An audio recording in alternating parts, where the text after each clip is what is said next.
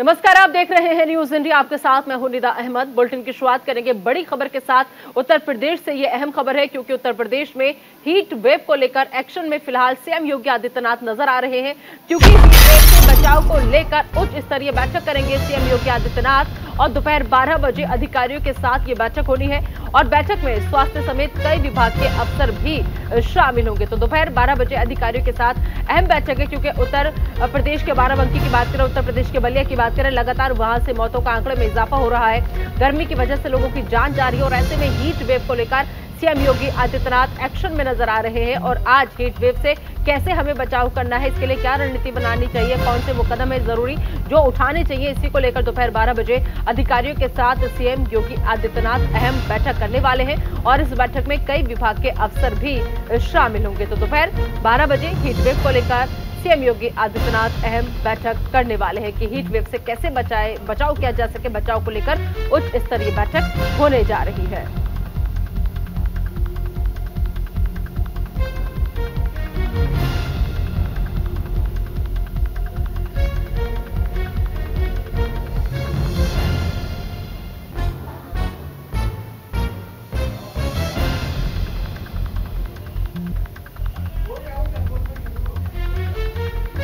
Heat wave से बचाव को लेकर आज उस उच्च स्तरीय बैठक उत्तर प्रदेश में होने जा रही है, क्योंकि लगातार उत्तर प्रदेश के कई जिले ऐसे हैं जहां पर भीषण गर्मी का प्रकोप झेल रहे लोगों की जानें तक जा रही हैं।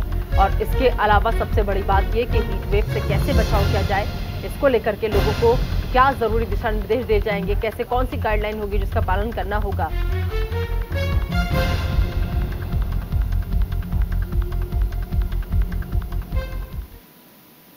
उधर लखनऊ से एक अहम खबर, जहां बीजेपी प्रदेश मुख्यालय पर आज बड़ी बैठक होने जा रही है। विस्तारकों से 14 हारी हुई सीटों की रिपोर्ट जो है वो मांगी गई है। 2019 में कौन कौन सी सीटें हारी थी, उन हारी हुई सीटों पर रिपोर्ट तलब की गई है। लोकसभा सीटों पर विस्तारकों से रिपोर्ट तलब की जाएगी, उनको भेजा गया है। अब बता दें कि 14 लोकसभा सीटों पर विधानसभा वार भेजे गए थे विस्तारक और बैठक में विस्तारकों से रिपोर्ट पर मंथन होगा। जो विस्तारक अपनी रिपोर्ट देंगे उनसे मिली रिपोर्ट पर मंथन होगा। तो आज अहम बैठक जो है वो होने जा रही है। 14 सीटें ऐसी हैं जिनको लेकर विचार विमर्श किया जा रहा है और जो दरअसल विस्तारक जो रिपोर्ट अपनी पेश करेंगे उन्हीं को लेकर आगे का मंथन जो है वो किया जाएगा इस बैठक के अंदर। तो लखनऊ में अहम बैठक होने जा रही है। 14 हारी हुई सीटों की रिपोर्ट जो है वो विस्तारकों से मांगी गई है और अब 2019 में जो ये सीटें हारी थी उन सीटों की रिपोर्ट तलब की गई है बीजेपी मुख्यालय में। तो लोकसभा सीटों पर भेजे गए विस्तारकों से रिपोर्ट तलब की गई है। लोकसभा सीटों पर विस्तारकों को भेजा गया था और वहां पर जाने के बाद 14 सीटें ऐसी हैं जहां पर विधानसभा वार भेजे गए थे ये विस्तारक कि विधानसभा में जो सीटें हारी थी बीजेपी, वहां पर जाकर के रिपोर्ट तलब की गई है, वहां पर जाकर के विचार मंथन किया गया और अब उसी रिपोर्ट के आधार पर आज बीजेपी प्रदेश मुख्यालय पर अहम बैठक होने जा रही है। और बात यूसीसी की। यूसीसी को लेकर उद्धव ठाकरे का बड़ा बयान सामने आया है। यूनिफॉर्म सिविल कोड पर हमारा पूरा सपोर्ट है, ये कहना उद्धव ठाकरे का। तो समर्थन के साथ उद्धव ने बीजेपी पर भी हालांकि कई सवाल उठाए हैं। तो यूनिफॉर्म सिविल कोड पर हमारा पूरा सपोर्ट है, यूनिफॉर्म सिविल कोड पर हम पूरा सपोर्ट करेंगे ये कहा, लेकिन साथ ही साथ समर्थन के साथ उद्धव ने बीजेपी पर भी कई सवाल उठाए। तो यूसीसी को लेकर उद्धव ठाकरे का बड़ा बयान, उन्होंने कहा कि हम इसका समर्थन करेंगे, इसका सपोर्ट करेंगे। ऐसे वक्त में ये बयान आया है जब यूसीसी को लेकर जमकर सियासत हो रही है, माहौल पूरा गरमाया हुआ है। अब ऐसे में उद्धव जो है वो समर्थन में साथ खड़े नजर आ रहे हैं। इस खबर पर ज्यादा बातचीत के लिए रुख करेंगे शुभम पांडे का। शुभम, यूसीसी को लेकर उद्धव ठाकरे का बड़ा बयान सामने है और वो साफ कह रहे हैं कि यूनिफॉर्म सिविल कोड पर हमारा पूरा सपोर्ट रहेगा। इस बयान को कैसे लिया जाए और वो भी ऐसे वक्त में जब खूब राजनीति गरमा रही है और विपक्ष भी एकजुट नहीं हो पा रहा है? बिल्कुल, देखिए उद्धव ठाकरे शुरुआत से ही हिंदुत्व की बातें करते हैं और ऐसे में अब उनके सामने एक सवाल खड़ा है क्योंकि पर है, तो ऐसे में उद्धव ठाकरे यूसीसी का सपोर्ट करते हुए इस वजह से नजर आ रहे हैं क्योंकि अब उनकी पार्टी टूटी हुई है, बिखरी हुई है। उनकी जो दूसरी शिवसेना है जो एकनाथ शिंदे की, वो समर्थन में खड़ी। तो ऐसे में लोगों के मन में ये सवाल रहता है कि जो ये कोड सिविल कोड लाया जा रहा है यूसीसी, इस पर उद्धव ठाकरे अपना किस तरह से स्टैंड रखते हैं। देखिए यहाँ पर अपना पक्ष तो रखा, लेकिन उन्होंने सवाल भी दागे हैं कि क्या इसके बाद में हिंदुओं पर क्या कोई असर पड़ेगा इसके लागू होने से। ये बड़ा सवाल जो है बीजेपी से उन्होंने उठाया। देखिए यहाँ पर एक तरफ समर्थन भी कर रहे हैं और सवाल भी कर रहे हैं, तो यानी कहीं कि उद्धव ठाकरे यहाँ पर सेफ गेम जो है वो खेलते हुए दिखाई दे रहे हैं। एक तरफ विपक्षी एकजुटता की बात चल रही है, विपक्ष के साथ खड़े हुए दिखाई दे रहे हैं और बीजेपी के साथ गठबंधन में नहीं है।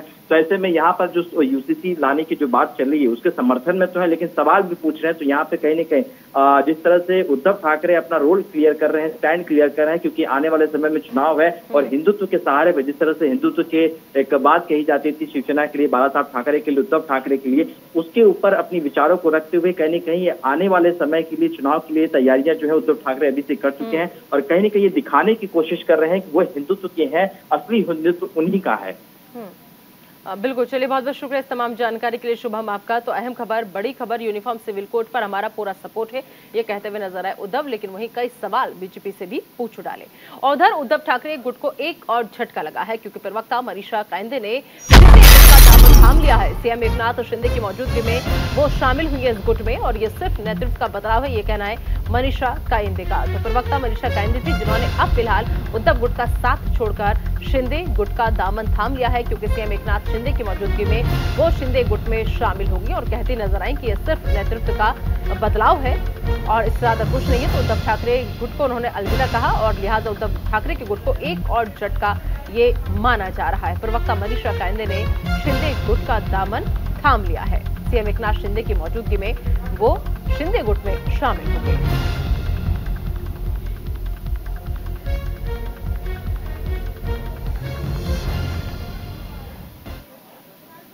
और चलिए आगे बढ़ते हैं, अगली खबर पटना से। पटना में 23 जून को विपक्षी दलों की अहम बैठक होने जा रही है और बैठक को लेकर राज्यसभा सांसद संजय राउत का बड़ा बयान सामने आया है। कहा कि उद्धव ठाकरे, शरद पवार पटना जाएंगे, ये कहना है संजय राउत का। तो पूरे देश से लोग पटना जाएंगे।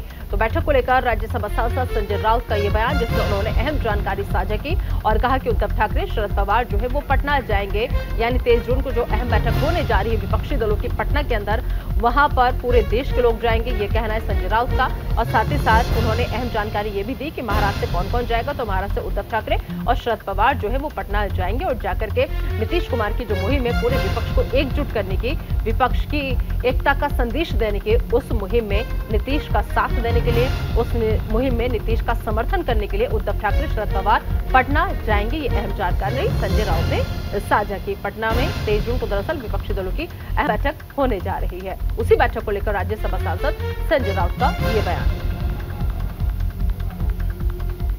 तो सर इस पे क्या कहना है? 23 तारीख को हम लोग मिल रहे हैं पटना में। उद्धव ठाकरे साहब यहाँ से जाएंगे मुंबई से, मुझे लगता है शरद पवार साहब भी जाने वाले हैं। पूरे देश से लोग वहाँ आएंगे, एक साथ हम चर्चा करेंगे, बैठेंगे और कुछ ना कुछ वहाँ से। देखिए बात ऐसी है, हम सब एक साथ है और एक साथ रहेंगे। अभी की बातें जो आ रही है उसके ऊपर विश्वास मत रखें कि जो कल का जो दिन है 20 तारीख 20 जून, ये जागतिक बेईमान, जागतिक गद्दार दिन के तौर पर आप उसकी घोषणा कर रहे हैं। पूरे विश्व में जो गद्दार है उनके लिए एक दिन रहेगा और महाराष्ट्र से शुरुआत करेंगे और जब महाराष्ट्र में हमारी सरकार आएगी तो हम ये सेलिब्रेट करने के लिए लोगों के गद्दार।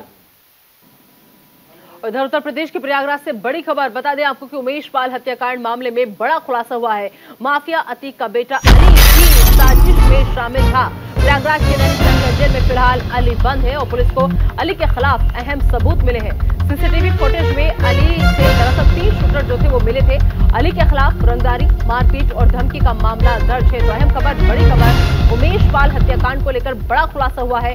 उमेश पाल हत्याकांड में अतीक का बेटा अली भी शामिल था। तो प्रयागराज के नैनी जेल में फिलहाल अतीक का बेटा अली बंद है। जांच पड़ताल में पुलिस के हाथ अहम सबूत जो है वो लगे हैं, क्योंकि जेल में अली से गुड्डू मुस्लिम, शूटर गुलाम ने मुलाकात की थी और ये सब कुछ सीसीटीवी फुटेज से साफ हुआ है। इस खबर पर ज्यादा बातचीत के लिए रुक करेंगे हमारे संवाददाता विवेक तिवारी का, जो इस वक्त फोन लाइन पर हमारे साथ जुड़ चुके हैं। विवेक, उमेश पाल हत्याकांड मामले में बड़ा खुलासा कि अतीक का एक और बेटा जिसके खिलाफ पुलिस को अहम साक्ष्य मिले हैं, अली भी इस पूरी साजिश का हिस्सेदार था। जी हाँ, जो सीसीटीवी फुटेज मिला है उसमें ये साफ नजर आ रहा है कि प्रयागराज के नैनी सेंट्रल जेल में जो अतीक का बेटा अली बंद है, उससे मिलने के लिए उमेश पाल हत्याकांड के शूटर वहां पर गए थे, उससे मुलाकात की थी। यही शूटर बरेली जेल में अशरफ से भी मिलने गए थे। तो ये सीसीटीवी फुटेज पुलिस को मिली है इन्वेस्टिगेशन के दौरान, और ये बताया जा रहा है कि इससे ये साबित होता है कि जो शूटर थे वो हत्याकांड से पहले अली से भी मिले थे। इसका मतलब ये हुआ कि अली को भी उमेशपाल की हत्या की साजिश की पूरी जानकारी थी और वो भी कहीं ना कहीं इसमें इन्वॉल्व है। इस आधार पर अब अली के खिलाफ भी सबूत पुलिस को मिले हैं, उनके खिलाफ भी इस मामले में कार्रवाई की जाएगी। ये अब बिल्कुल तय हो गया है। कार्रवाई तो उनको पर हो रही थी, लेकिन ये पुख्ता सबूत मिले हैं पुलिस को, जिसमें जो उमेशपाल हत्याकांड के शूटर हैं वो अली से मुलाकात नैनी सेंट्रल जेल में कर रहे हैं। ठीक है, बहुत बहुत शुक्रिया विवेक इस तमाम जानकारी के लिए आपका। तो अली के खिलाफ रंगदारी, मारपीट और धमकी का मामला पहले से ही दर्ज है और अब कुछ और अहम सबूत अली के खिलाफ पुलिस को हाथ लगे हैं। चलिए आगे बढ़ते हैं और बात करेंगे खालिस्तानी आतंकी हरदीप सिंह की। दरअसल आपको बता दें कि आतंकी हरदीप सिंह निज्जर की हत्या की गई है। कनाडा में हरदीप सिंह की गोली मारकर हत्या कर दी गई है। भारत की वांटेड लिस्ट में हरदीप शामिल था और कनाडा में खालिस्तानी आतंकी की गोली मारकर हत्या कर दी गई है। उसे भारत सरकार ने आतंकी घोषित किया था। हाल ही में भारत सरकार ने 41 आतंकियों की लिस्ट जारी की थी, उसमें हरदीप निज्जर का नाम भी शामिल था। एनआईए ने उसके खिलाफ 10 लाख रुपए का इनाम घोषित किया था।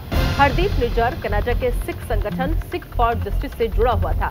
साल 2022 में पंजाब के जालंधर में हिंदू पुजारी की हत्या की साजिश रचने के आरोप में राष्ट्रीय जांच एजेंसी ने भगोड़े खालिस्तानी आतंकवादी हरदीप सिंह निज्जर पर 10 लाख रुपए का इनाम घोषित किया था। एनआईए के मुताबिक पुजारी की हत्या की साजिश खालिस्तान टाइगर फोर्स ने रची थी। कनाडा में रहने वाला निज्जर केटीएफ का प्रमुख था।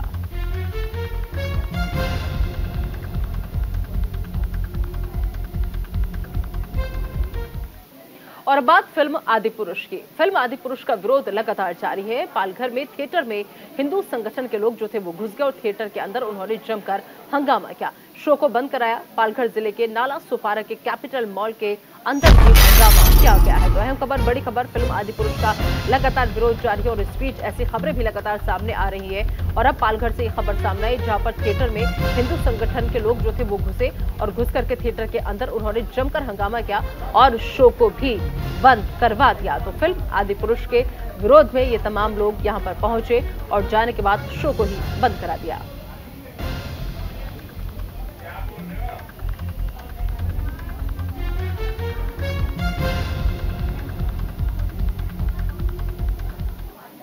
बच्चों को ये दिखाना चाहते हो, हम अपनी बात कह लेंगे, यही कहेंगे, यही कहेंगे, यही कहेंगे। ये हो ना,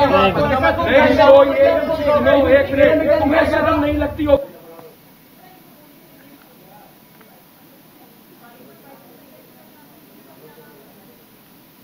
आप ही हो, धिक्कार है, धिक्कार है।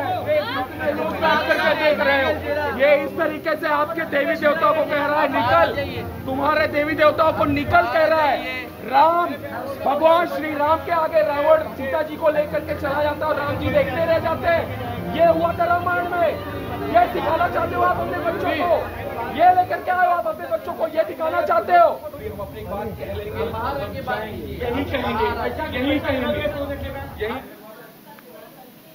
उधर विरोध के बीच फिल्म के समर्थन में आए हैं हनुमानगढ़ी के महंत राजू दास। फिल्म आदिपुरुष के समर्थन में हनुमानगढ़ी के महंत राजू दास आए गए हैं और कहा कि टुकड़े टुकड़े गैंग जो है वो विरोध कर रहा है। ये कहना है राजू दास का। फिल्म आदिपुरुष इन दिनों दरअसल खूब चर्चा में बनी हुई है। फिल्म के कुछ संवादों को लेकर जबरदस्त विवाद हो रहा है और इस बीच फिल्म के समर्थन में हनुमानगढ़ी के महंत राजू दास का बयान सामने आया है। उन्होंने कहा कि इस फिल्म का विरोध केवल टुकड़े टुकड़े और देश विरोधी गैंग कर रहे हैं।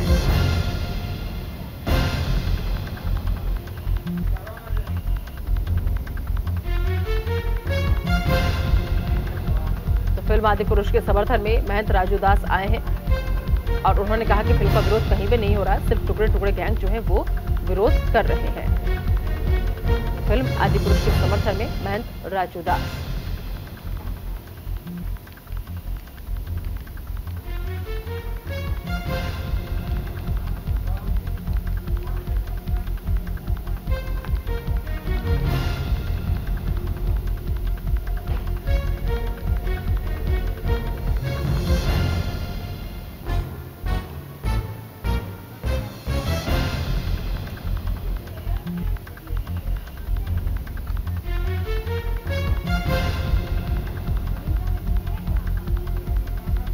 तो एक तरफ विरोध हो रहा है फिल्म आदिपुरुष का, वहीं दूसरी तरफ महेंद्र राजदास जो है वो समर्थन में आए हैं। एक तरफ थिएटर की तस्वीर आपको हम दिखाने की किस तरीके से वहां पर लोग पहुंचे और फिल्म को रोकने की कोशिश की। लेकिन आदिपुरुष में जिस प्रकार से एक पिक्चर है वो रामचरितमानस रामायण सीरियल नहीं है, पिक्चर एक मूवी बनाया है, लेकिन उसमें कुछ शब्द ऐसे हैं जिस शब्द को लेकर कुछ आपत्तियां हैं। मनोज मुंशी जी ने कहा कि मैं इसको सुधार कर लेता हूं, लेकिन जिस प्रकार से कट्टरपंथी वामपंथी गैंग एक्टिव हो गया है, मैं पूछना चाहता हूं कि आप लोग तब मुंह आपका सिर जाता है तब तो आप नहीं बोल पाते हो, क्यों नहीं बोलते? तो एक साजिश है और इस साजिश से आप सतर्क होइए और आदिपुरुष मूवी देखिए मूवी के तरीके। इधर फिल्म आदिपुरुष पर लगातार विवाद बढ़ता चला जा रहा है। आदिपुरुष को लेकर संजय राउत ने बीजेपी पर हमला बोला, राम के नाम पर ढोंग कहना संजय राउत का, और सवाल पूछा गया कि क्या अब आपका हिंदुत्व खतरे में नहीं है, आदिपुरुष पर बीजेपी चुप क्यों है? तो ये दो सवाल पूछे गए हैं संजय राउत की तरफ से। तो राम के नाम पर ढोंग करती है बीजेपी, ये आरोप बीजेपी के ऊपर लगाया गया। साथ ही साथ सवाल बीजेपी से पूछा गया, कहा कि क्या आप ये जो है क्या अब आपका हिंदुत्व खतरे में नहीं है? साथ ही साथ पूछा कि आदिपुरुष पर बीजेपी चुप क्यों है? तो फिल्म आदिपुरुष पर लगातार विवाद बढ़ता चला जा रहा है और लगातार हंगामा हो रहा है, और उसी विवाद के बीच आदिपुरुष को लेकर संजय राउत का बीजेपी पर ये हमला।